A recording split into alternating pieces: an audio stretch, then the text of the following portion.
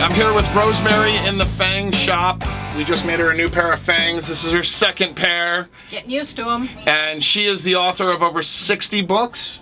60 books on paranormal topics, metaphysical, vampires, UFOs, aliens, dreams, ghosts, hauntings, demons, the jinn. I am into all this stuff, and I have been my entire life. And where can we get all your books? On Amazon? Amazon is one of the best places. Also, the shop on my website, Visionary Living. And you can get them in a lot of independent stores and also in Barnes & Noble, Kobo, iTunes. Let's just keep it to Amazon, because you know how to market, woman. This is great. So you wrote one of the very first books on vampire lifestyle, the people that live the vampire path. It was called Vampires Among Us. Can you tell us a little bit about this book?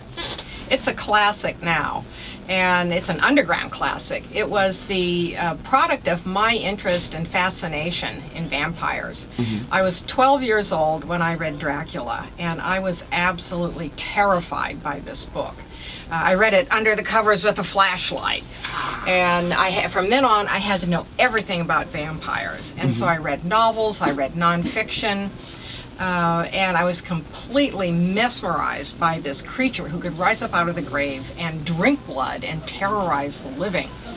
So when I started my paranormal career, naturally vampires were a part of my research. And after the advent of the Anne Rice novels, Vampire Lestat, which just revolutionized vampires, I wanted to do a book on vampires themselves, not just the history and mythology and the folklore, but I wanted to get out into the field, out into the roots, and talk to people who either wanted to be vampires or who already said they were vampires, and find out from them what their lives were like.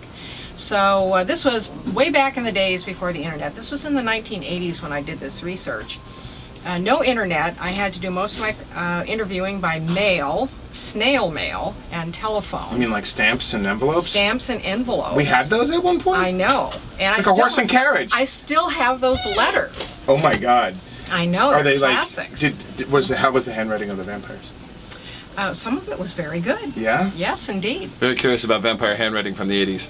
So I got in touch with people who had fan clubs and organizations who were doing fan magazines, and I went all over America. Personally, I traveled around, and I went to England to interview people, and it was quite interesting. These were like the early days of the vampire culture. The living vampire culture, where people were starting to come out about it and to actively participate in it, thanks to the films and the novels and then the gaming that came out. And did you write this before Vampire the Masquerade came out? Yes. Okay. So there was people that identified as vampires, and they were all underground. They were all underground, and how they identified themselves as vampires, they really followed the fiction model.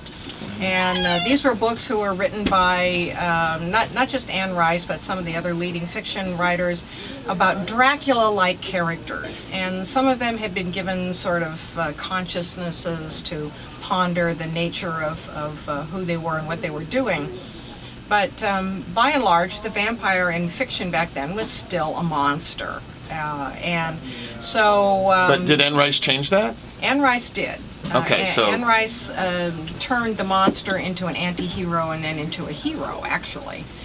And she even contributed to Bram Stoker's Dracula, the movie, in a way. She did. Because before, Dracula was basically like, didn't it represent a plague coming from the Middle East? That was one of the explanations, yes. Okay. That vampirism was spread by a plague. Okay. But, so the model that these people had back then was, you were a blood drinker. You couldn't be a vampire without being a blood drinker. What about psychic vampires? Totally off the charts. Really? People were looking to blood drinking as their model for being a vampire. Wow. And not that energy vampires didn't exist, but people who were interested in joining the vampire culture or becoming a vampire, blood drinking was a rite of passage for them. Okay. And then there was also this turning. That you had to be turned into a vampire by another vampire. Well, so today a lot of the vampires think that you are born a vampire and then you awaken to that. Right. But back then it was it was being turned. being Interesting.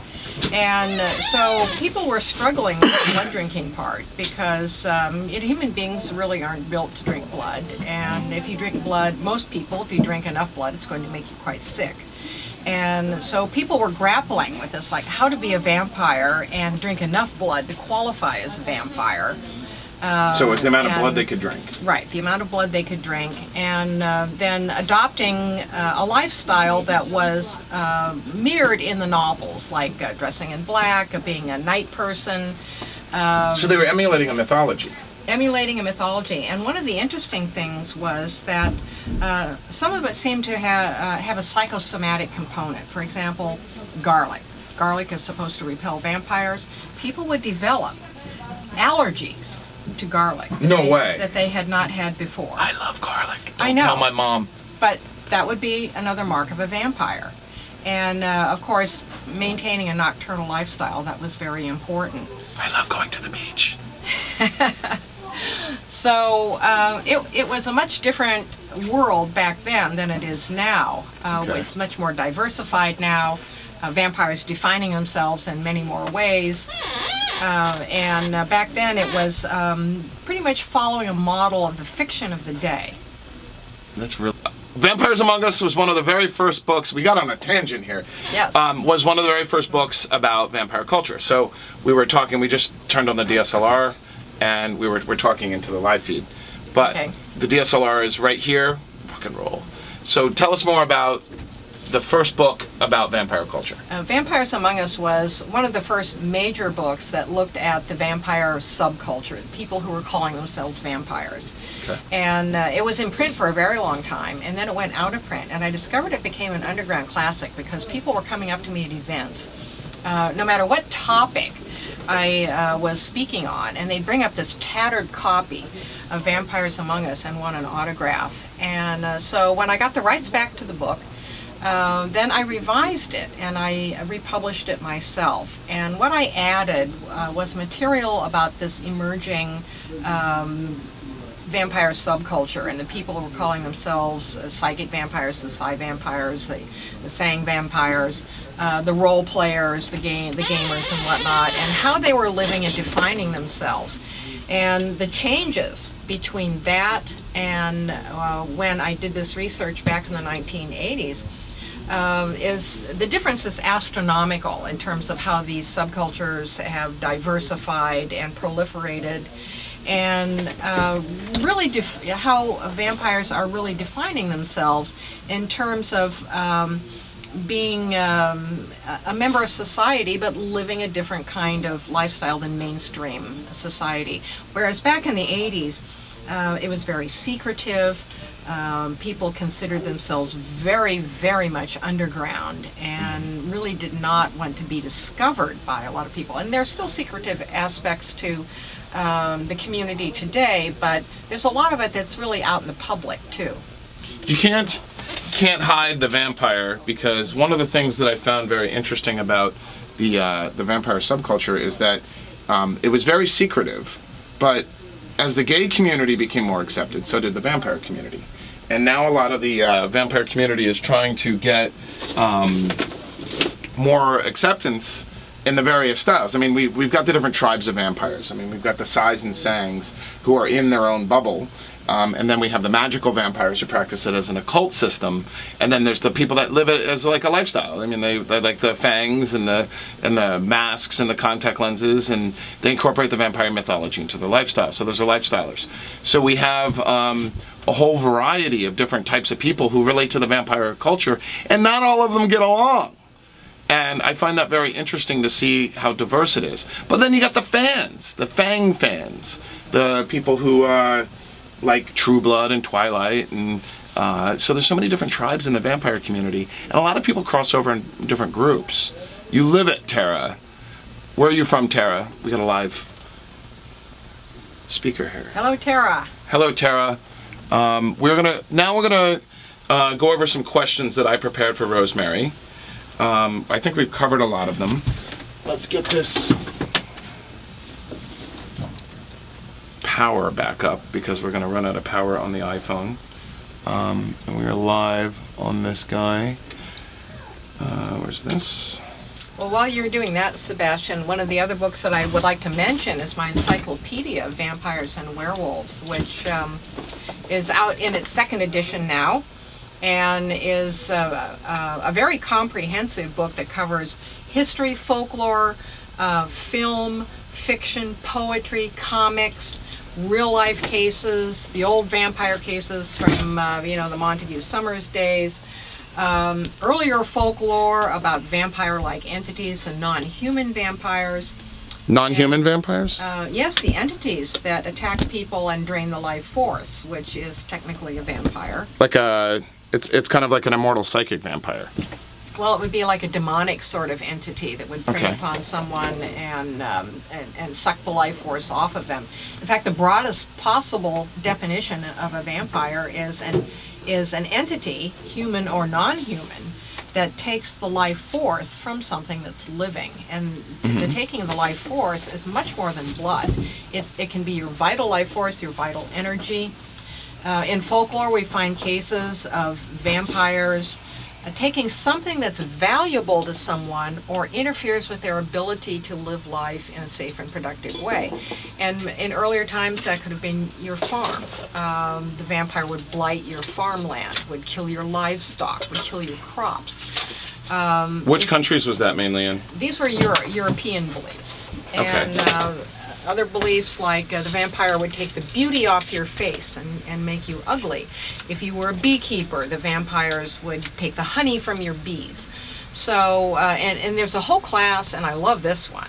I call them the diet vampires. Diet vampires? The diet vampires. They suck fat? Yes. They're in South America. There's a whole type of vampire from the Andes in South America that they're not interested in blood. They take fat. And That's awesome. When you think about it. Do they hurt you? Is it painful? People fall into these wasting away diseases. So it's not like the vampire would stick a syringe in you and take It's not like liposuction. No, but would somehow through energy and its presence, waste you away so that you would lose your body fat. And when you are at that altitude in the mountains, what happens? If you have no body fat, you're not going to survive the winter. So here's another way of the vampire taking something that makes it harder to live. And that's the broadest possible definition of a vampire. Vampires are sexually active in folklore. One of the first things in many of the cases, the vampire comes out. Really interesting.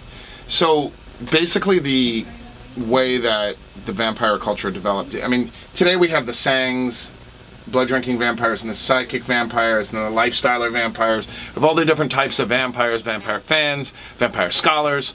The vampire community is a very extremely diverse place, but back then it was just blood-drinking? Well, blood drinking was definitely a dominant thing. That was the mark of the vampire. That in order to be considered a vampire, to call yourself a vampire, you had to consume blood in some way. And so there were people who nicked themselves and, drank little bits of their own blood or did blood exchanges with people. Two of the most interesting vampires that I met were actually in England. And this was a couple, a young man and woman. The man was from Germany and the woman was English. And they called themselves Damon and Damien. And It's kind of cool names, actually. They lived in what's called a bedsit flat, which is like welfare housing in America. They didn't live in a mansion? They did not live in a mansion. How could that be? Modern vampires, Hold on a so second. they have to adapt. Camille, I don't drink blood, okay? I used to. I tried it as a little goth kid, but no, I don't drink blood. Well, they talked about how they turned into vampires. And they had a great deal of difficulty with the blood aspect of it. And Did they like it? Or was it like a curse to them? Or? No, it made them ill. Because blood has a natural emetic property in it. So if you try to drink a lot of blood, you're more than likely to get nauseated and throw up. People have different tolerances for blood, and you can build up a tolerance. But they had a great deal of difficulty adjusting to the blood, so they switched from human blood to animal blood. And they would go to the butcher shop, and asked the butcher to drain the meat trays, and they would get this watery kind of blood. It wasn't fully blood, it was kind of mixed in with fluid and water, and they would drink that, and that didn't go over very well either. So by the time I met them, and I had rented a flat in London to do a lot of research for a prolonged period of time. I like when you say flat. It's a cool word. I know, I got my flat. Yes. A flat in London. It was in Paddington. It was in the Paddington section. Paddington Bear. And so they came over. They came over to my flat, and they said that what they wanted to drink was a blood substitute. And this was a mixture of Clamato juice? Clamato and orange juice. Is that where South Park got it from? I don't know. But I think South Park got Clamato juice from her book. It might have been. It might have been. But the orange juice, and they explained that it had to be this half and half because the orange juice, sort of, they said it made the Clamato juice kind of congeal, and it would have this blood, what they felt was a blood-like quality to it, and also be a little sweet. So before they got there, I'm, mixing up their juice, getting ready for them. Okay. And now there was a reception desk in the building that I was in. I get this phone call from the receptionist. She said, "There are two very strange people out here saying they are here to see you." Now, mind you, this is back in the 80s, before we had goths, before we had, people with the mohawks. Yeah. Before... Punkorama! Before... people walking around in strange black clothing was not all that weird.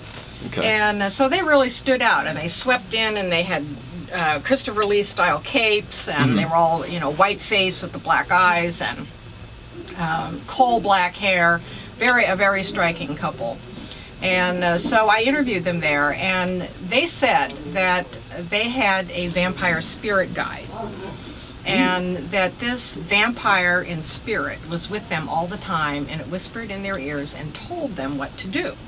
And drink blood. Anything, to be nice to somebody, to be mean to somebody, to drink blood, to whatever. It was like a vampire version of a guardian angel. It was a guardian vampire.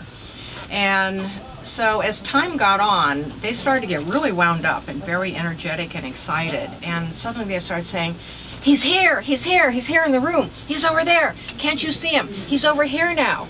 He's hopping around the room? Hopping around the room. Moving around the room. Those vampire spirit guides.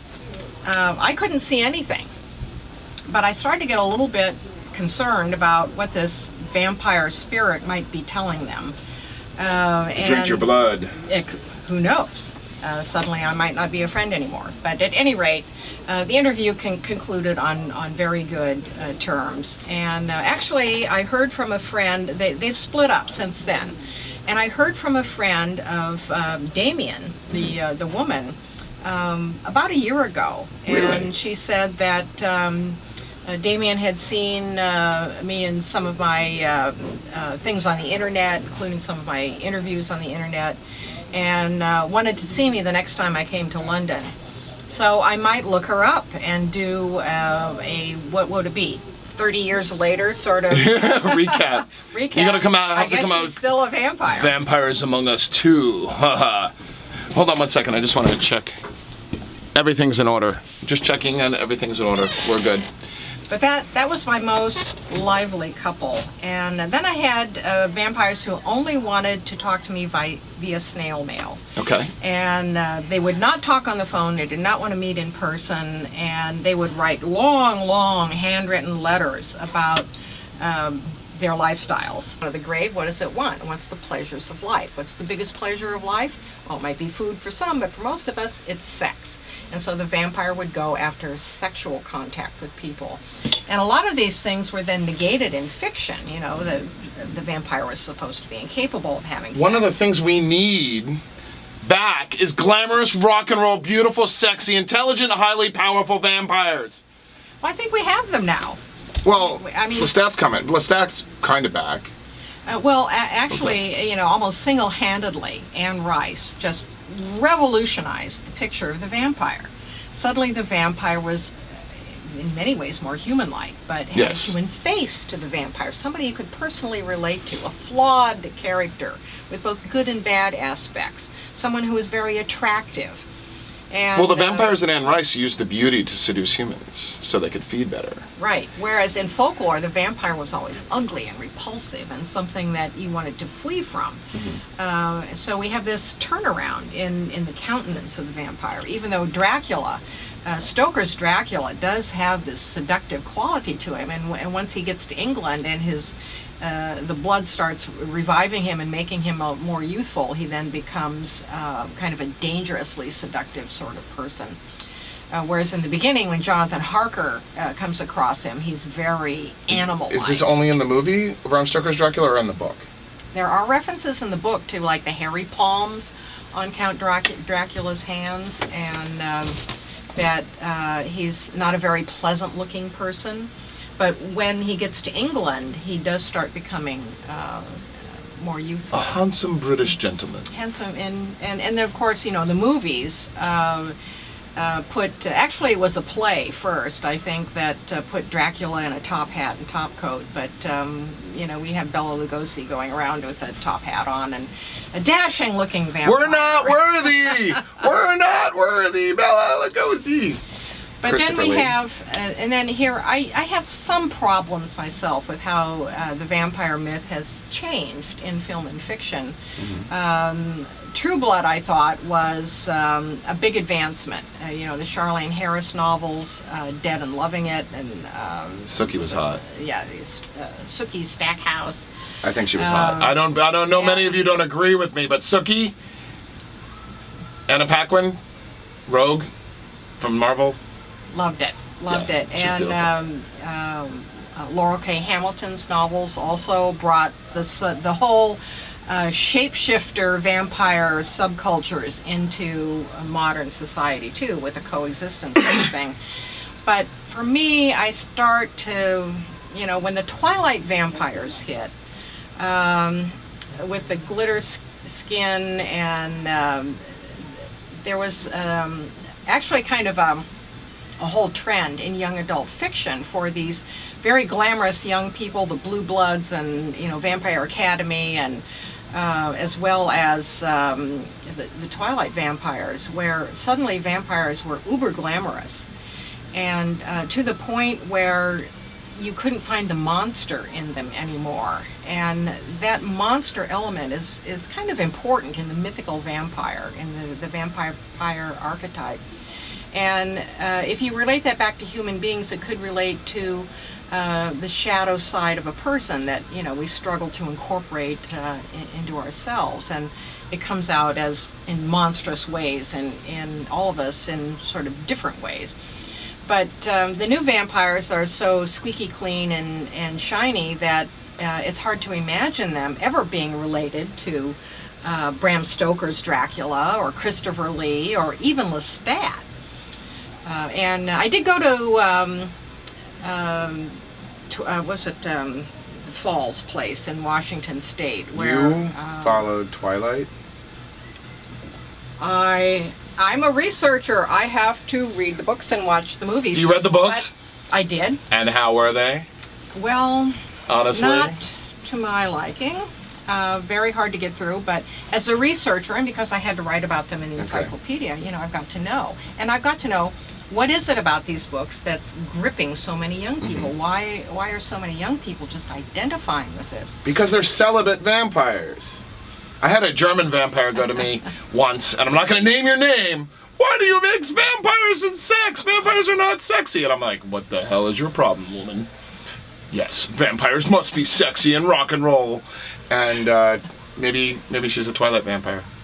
But she will take offense to this. Well, the town where Twilight is set, which the author, Stephanie Meyer, who I find it very interesting that she'd never read a vampire novel, never seen a vampire.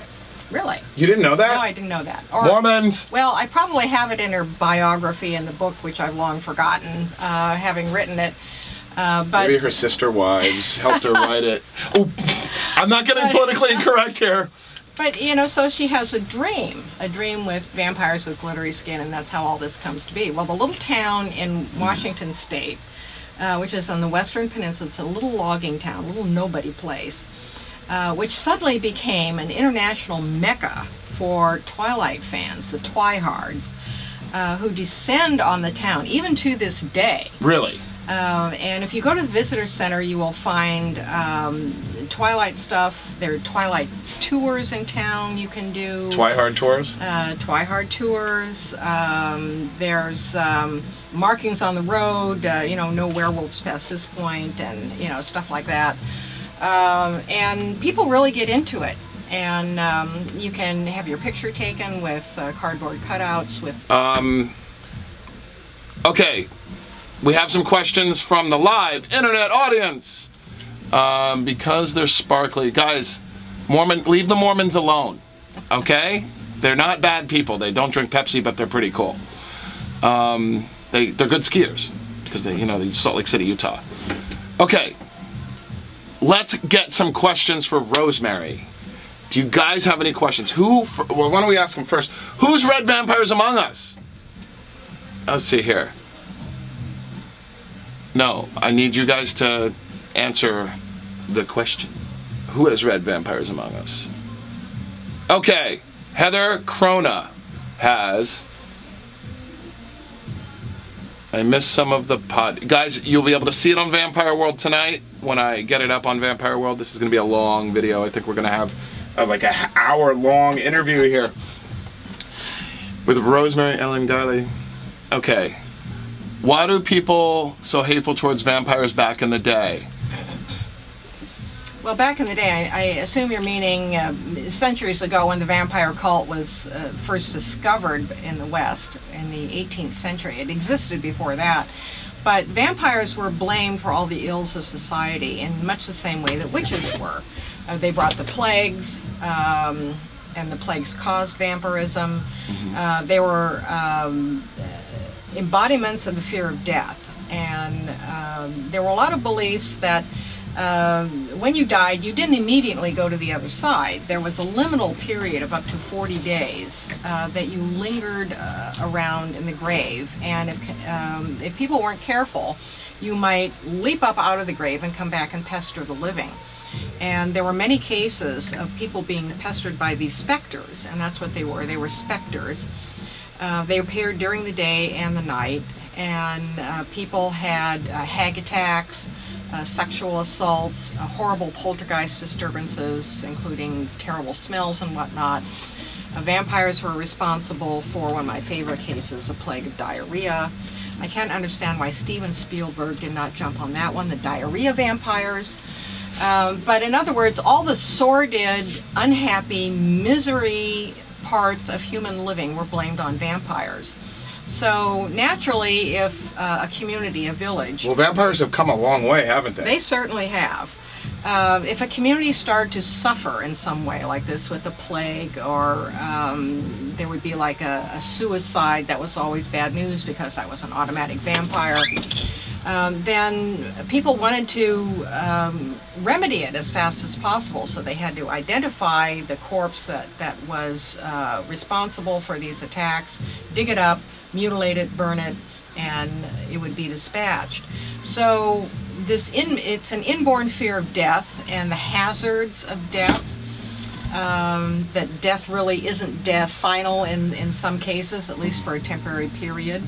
And also the unknowns that could be visited upon human beings in terms of disasters and plagues and illnesses. So the vampire became a scapegoat for all of those things. The vampire mythology, we have a much more question. Okay, hold on. Continue live feed. All right, we had a question before. What was your most realistic encounter with vampires? Well, I would... are we talking human vampires or non-human? Because... anything. The V word. The V word. The V word. I would say some of my creepiest encounters were with non-human vampiric beings. Now, I do a lot of paranormal investigation and research, and one of the things that I spend a lot of time doing is looking into what I call persistent negative hauntings. And these are cases where there is some sort of malevolent entity in a household that is plaguing one or more of the people. And they are vampiric in nature. It is the nature of pestering malevolent entities to be vampiric. They want to take something from you, and it is your life force. They will oppress you mentally. They will They'll take your money. deteriorate your health. They can give you runs of bad luck. They can ruin your life. They can influence circumstances so that, yes, you do have financial difficulties, you have accidents, and most important of all, you start to have health issues. So And, Obamacare won't help you with that. Obamacare will not. We do not have vampire remedies in our medical plans. Obama, do that before Trump becomes president, or Hillary, because we know it's one of those two guys. And so some of these entities they can be very powerful and malevolent. They are very nasty forces to come up against. And what can you do to protect yourself from vampires? That's a question. Folklore has a whole lot of remedies, and of course, garlic is the most famous. Salt. I love garlic. In the olden days, you sprinkle salt around your bed. You put iron scissors under your bed. Iron is a very ancient, and it's still very effective today. Isn't that supposed to be against fairies? Iron has a property to weaken fairies and any unwanted spirit presence. And this goes back to ancient times. So iron is still very effective today. But if you are trying to protect yourself from the vampiric predations of either people or entities. And some people are unwitting vampires. We all know the person who just sucks us dry whenever we're around them. It's tremendously evolved. It's come from kind of this sluggish, bloody, tick kind of undead thing that brings you bad luck and bad stuff, to a sexy teenager from high school. Well, we certainly see the vampire split in two directions. And when we have the human vampire, which has gone in this direction of a facelift, literally a facelift in terms of how popular culture has regarded human vampires. But some of the most insidious vampires are still these non-human entities, and they remain in a class to themselves.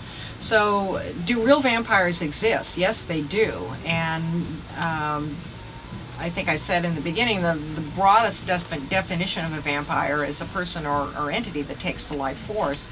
But then we have multiple sub-definitions under that. In terms of how living human vampires define themselves and their lifestyles and even their origins, their roots. And when people enter the vampire community, they look for roots. They look for like-minded souls. They look for roots like, how did we all get this way? Where did we come from? Are there things that can explain this that go back into ancient times? So there's a search for heritage, and many people feel that they find that.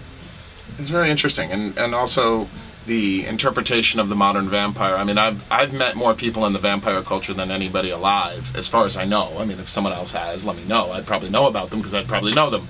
But as a fangsmith and a person who professionally creates the vampire aesthetic for people and an experience to make the vampire mythology somewhat tangible, the experience is that people fall in love with vampires. It's this part of our culture that represents all these dark elements of who we are, and it's over since Lord Byron wrote The Vampire with Mary Shelley and that little picnic in Switzerland.